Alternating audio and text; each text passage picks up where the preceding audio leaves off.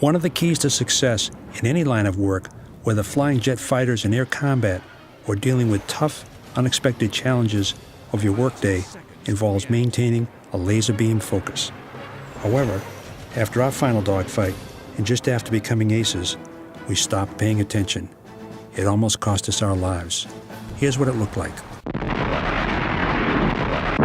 Engine fire left. Engine fire left. Engine fire right. Engine fire right. Sam, the high ball keeps you out. Martin, get out of that airplane. Get out of that airplane. Who are you talking to?